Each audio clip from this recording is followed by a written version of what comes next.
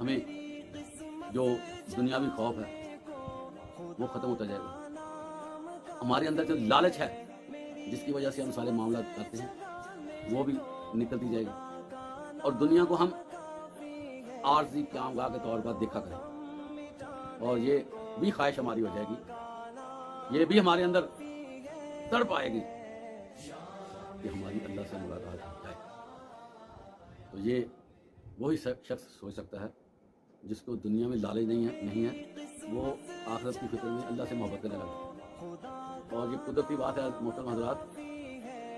اللہ سے محبت ہو جاتی ہے۔ جس بندے نے دنیا کو اپنے کندھوں پر سوار ہونے سے بچا لیا، لازمی طور پر اس کا اور اس کے رب کا معاملہ سیدھا ہو جائے گا، وہ اپنے رب سے محبت کرے گا اور رب اس کے ساتھ محبت کرے گا۔ جس طرح بندہ چاہے گا کہ میری رب سے ملاقات ہو جائے، رب بھی یہ چاہے گا کہ میری اس بندے سے ملاقات ہو جائے۔